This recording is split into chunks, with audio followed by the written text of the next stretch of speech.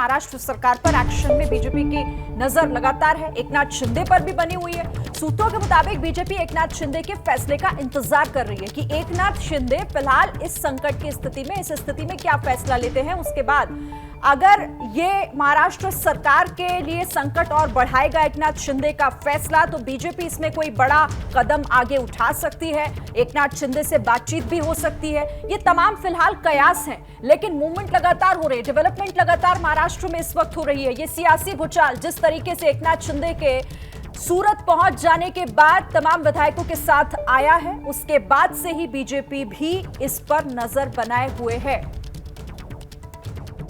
तो महाराष्ट्र सरकार जो कि इस वक्त संकट में दिखाई दे रही है, बैठकों का दौर भी जारी है। एक तरफ महाराष्ट्र में, मुंबई में भी बैठक हो रही है, उद्धव भी लगातार इस संकट से कैसे उबरा जाए ये कोशिश कर रहे हैं, और दूसरी तरफ बीजेपी भी इस संकट में से उसके लिए क्या निकल सकती हैं, आगे की राहें, इस पर नजर बनाए हुए हैं। और इस खबर पर लगातार हम आपको अपडेट दे रहे हैं। फिलहाल सीधे हम रुख कर लेते हैं मेरी सहयोगी प्रतिमा का, वो और कुछ आपको नई बातें इस खबर से जुड़ी बताएंगी। शुक्रिया शिरीन। तो अपडेट्स के लिए हम एलईडी वॉल पर आ गए हैं। यहाँ पर महत्वपूर्ण जानकारी, महाराष्ट्र सरकार की ईसीजी किस तरीके से यहाँ पर जो आंकड़ा है वो क्या कहता है। महाआघाड़ी जो गठबंधन जिसमें शिवसेना, एनसीपी और कांग्रेस शामिल हैं और सरकार चला रहे हैं, क्या है इनका आंकड़ा। देखिए, बहुमत के लिए विधानसभा में 144 का आंकड़ा है और सरकार बनाने वाले शिवसेना के पास 55 विधायक है, एनसीपी के पास भी 55 विधायक है, कांग्रेस के पास भी 44 विधायक हैं। तो कुल विधायक जो है वो विधानसभा में 287 है, बहुमत का आंकड़ा 144 है। तो इन तीनों को मिलाकर 152, यानी बहुमत से ज्यादा ही इन लोगों के पास सीटें हैं विधानसभा की। ये मौजूदा स्थिति जो है वो बता रही है। लेकिन देखिए, शिवसेना की जो बागी हैं, जिनको लेकर अभी खबरें सामने आ रही है, 29 बागी हैं। उसके बाद ये जो है किस तरीके से नीचे जाते हुए आपको ग्राफ दिखाई दे रहा है, आंकड़ा दिखाई दे रहा है, जो कि 123 पर जा रहा है। यानी अगर ऐसी स्थिति बनती है महाराष्ट्र में, जिस तरीके की खबरें आ रही है, तो हम क्यों कह रहे हैं कि महाराष्ट्र की उद्धव सरकार पर जो है वो संकट के बादल गहरा रहे, क्योंकि बहुमत से कम, यानी 21 वोट जो है वो बहुमत से कम हो जाएंगे महाविकास आघाड़ी सरकार के पास। तो ऐसे में इसीलिए इसी आंकड़े के बिना पर कहा जा रहा है कि महाराष्ट्र की उद्धव सरकार कहीं ना कहीं खतरे में नजर आ रही है। ये पूरा आंकड़ा हम आपको बता रहे हैं किस तरीके से जो कुल विधानसभा सीटें 287, बहुमत का आंकड़ा 144, मौजूदा स्थिति में 152, लेकिन अगर बागी विधायकों को गिनेंगे तो आंकड़ा पहुंच जाता है 130 पर, जो कि बहुमत से कम है, 21 कम है। शिरीन, बिल्कुल। तो प्रतिमा ने आपको बताया कि कैसे फिलहाल तो यहां पर सरकार पर संकट के बादल नहीं है, लेकिन कोई भी कदम अगर एकनाथ शिंदे की तरफ से, उन 29 बागी विधायकों की तरफ से उठा लिया जाता है, तो यहां सरकार पर संकट साफ तौर पर आएगा। और यही आखिर जो इस वक्त नंबर्स है, नंबर्स का गेम क्या कहता है, किस तरफ जाता हुआ दिख रहा है। रौनक कुकड़े का एक बार फिर से हम रुख कर लेते हैं। तमाम सहयोगी बने हुए एक एक करके सबके पास जाएंगे। रौनक, फिलहाल अगर ये 29 बागी अगर बगावत करके दूसरी राह चुन लेते हैं, तो उद्धव सरकार के लिए मुश्किल तो साफ है। जी, निश्चित तौर पर अगर इस तरह का फैसला एकनाथ शिंदे और उनके समर्थक विधायक लेते हैं, तो निश्चित तौर पर उद्धव ठाकरे की सरकार जो है उसके लिए मुश्किल साबित हो सकती है। हमने देखा कि राज्यसभा के चुनाव हो या फिर विधान परिषद के चुनाव हो, बीजेपी के पास जितने मत थे उससे ज्यादा बीजेपी जो है वो मत हासिल करने में कामयाब रही है। और विधान परिषद के चुनाव की अगर बात की जाए तो यहाँ पर सीक्रेट बैलेट के तहत ये चुनाव हुआ था, और ऐसे में बीजेपी को जिस तरह से उनको वोटिंग हुई है, अगर बहुमत सिद्ध करने की बात आई तो निश्चित तौर पर जो मोमेंटम बीजेपी को मिला हुआ है, ऐसे में देवेंद्र फडणवीस और बीजेपी के जो हौसले बुलंद है, इसको लेकर वे मैजिक फिगर तक पहुंच सकते हैं। लेकिन मुख्य तौर पर देखना महत्वपूर्ण होगा, जो हम लगातार दर्शकों को जानकारी दे रहे हैं कि एकनाथ शिंदे जो है वे अपनी भूमिका कुछ देर के बाद साफ करेंगे। वे पार्टी से बिल्कुल नाराज नहीं है। जो खबरें मीडिया में लगातार सामने निकल कर आ रही है, कहा यह जा रहा है कि एकनाथ शिंदे नाराज होकर वे और उनके समर्थक पार्टी छोड़ सकते हैं, बागी हो सकते हैं। लेकिन जो हमें सूत्र बता रहे वो ये जानकारी दे रहे हैं कि उनका साफ तौर पर कहना है कि सरकार जो है वो कांग्रेस और एनसीपी के साथ चलाना ठीक नहीं है। इस सरकार में शिवसेना के विधायकों के साथ दूजा भाव किया जाता है। जो फंड होता है वो सही तरीके से उन्हें विधायकों को नहीं दिया जाता, और इसीलिए नाराजगी जो है वो देखने को मिल रही है। शिरीन जी, देखिए, रौनक बता रहे हैं किस तरीके से नाराजगी है और नाराजगी को लेकर अपनी शर्तें भी डिक्टेट की जा रही हैं। मैं एक बार फिर से अपने सहयोगी जितेंद्र का रुख करना चाहूंगी। जितेंद्र, जो शर्तें एकनाथ शिंदे रख रहे हैं उसके बाद किस तरीके से महाराष्ट्र की सूरत बदल जाएगी, ये समझना बहुत महत्वपूर्ण है, क्योंकि वो शर्तें तो ऐसी रख रहे हैं सामने जिसके बिना उद्धव सरकार का चलना नामुमकिन है।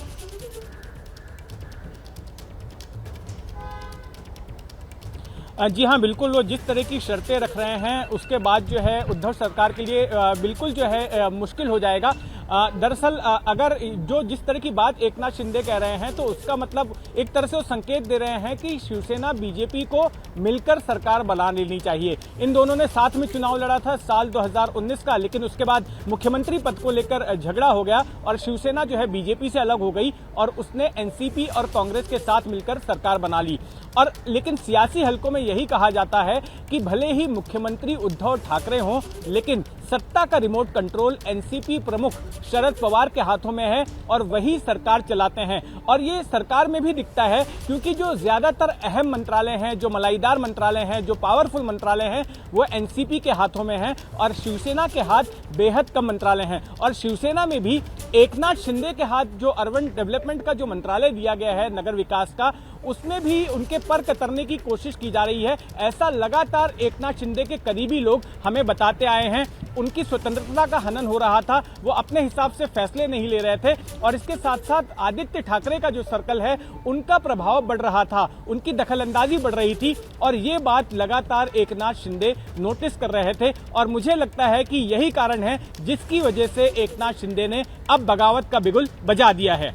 लेकिन इस बगावत का असर सरकार पर क्या होगा, ये फिलहाल एक सवाल बना हुआ है। और आप जिस तरह से जिक्र कर रहे हैं जितेंद्र की सत्ता का जो कंट्रोल है वो शरद पवार के हाथ में है। शरद पवार के घर के बाहर चलते हैं, हमारे संवाददाता प्रफुल्ल हमारे साथ जुड़े हुए हैं। प्रफुल्ल, शरद पवार के घर के बाहर आप हैं, क्या खबरें आपको मिल रही हैं, क्या चल रहा है? क्या शरद पवार इसमें कोई भूमिका अभी निभाएंगे या वो भी इंतजार कर रहे हैं?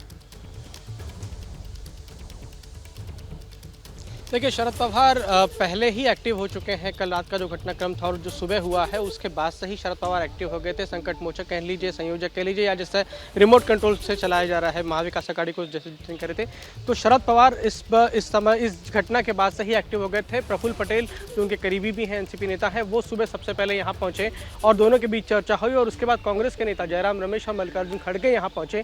करीब 1 घंटे ये लोग यहाँ पर बैठे, यहाँ पर बैठ के पूरी घटनाक्रम की आपको रोकना चाहूंगी, आगे आपसे अपडेट्स लेंगे, लेकिन इस बीच एक बड़ी खबर आ रही है। शिवसेना नेता संजय राउत इस वक्त वर्षा पहुंच चुके हैं, उद्धव ठाकरे के आवास पर वो पहुंच चुके हैं क्योंकि महाराष्ट्र का सियासी संकट गहराता हुआ। और इस बीच ये बड़ा अपडेट देना बहुत महत्वपूर्ण है। शिवसेना के सांसद है संजय राउत जो कि मुख्यमंत्री आवास पर पहुंच चुके हैं। उद्धव ठाकरे के घर पर आज एक बेहद महत्वपूर्ण बैठक भी होनी है जिसमें पहुंचने वाले विधायक ये साफ कर देंगे कि वो सरकार के साथ है और जो नहीं पहुंचेगा वो काफी हद तक स्थिति क्लियर कर देगा कि क्या वो भी उन बागी विधायकों के साथ ही शिवसेना का साथ, उद्धव ठाकरे का साथ छोड़ देंगे। इस बीच बड़ी खबर यही है कि संजय राउत पहुंच चुके हैं मुख्यमंत्री के आवास पर।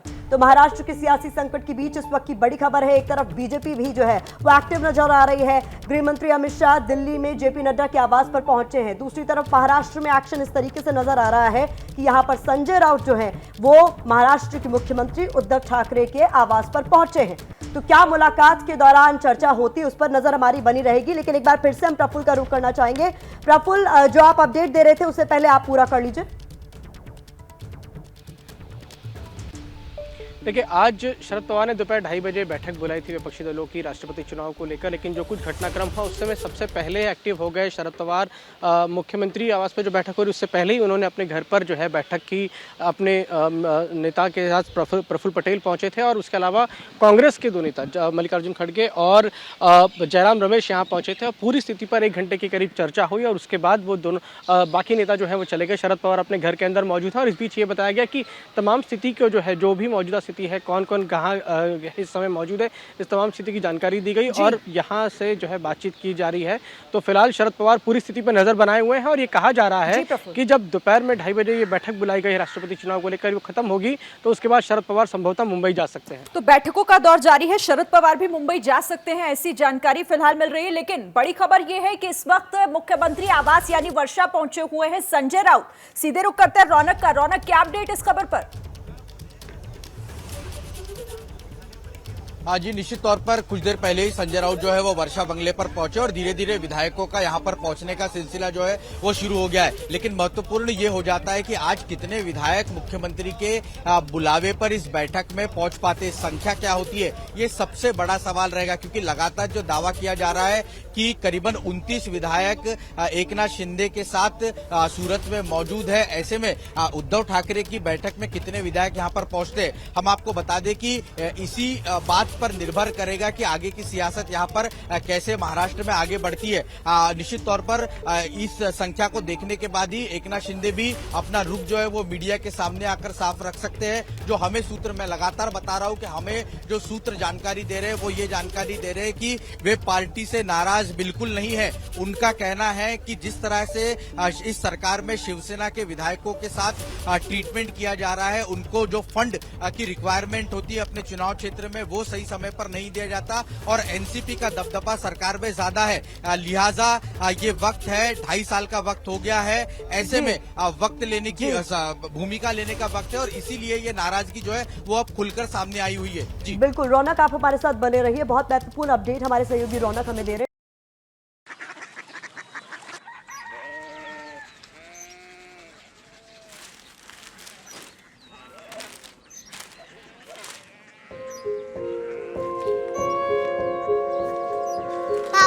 बाबा Korea city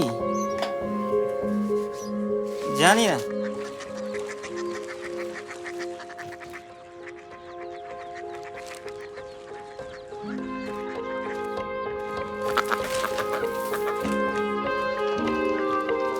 Korea city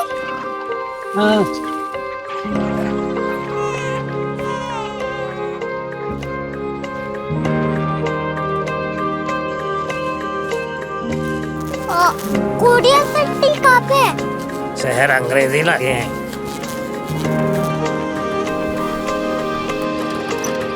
Korea city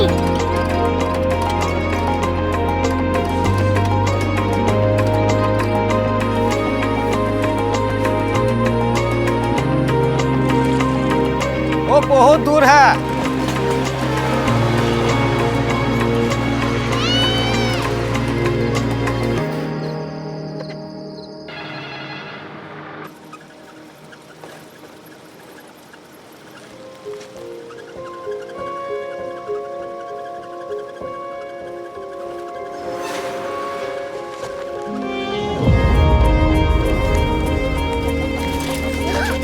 Korea city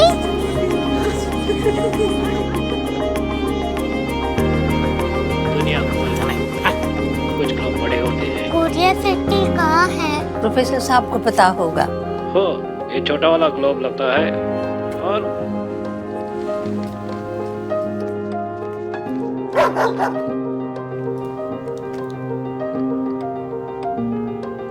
पता नहीं, मेरी बेटी से जाके मिल लो, शायद उसे मालूम हो।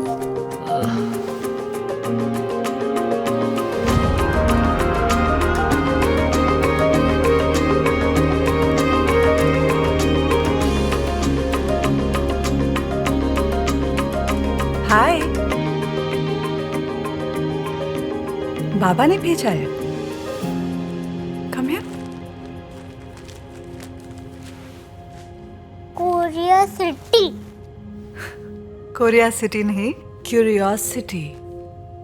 वो क्या? That's what brought you here, जो तुम्हें यहाँ तक ले आया। क्यूरियोसिटी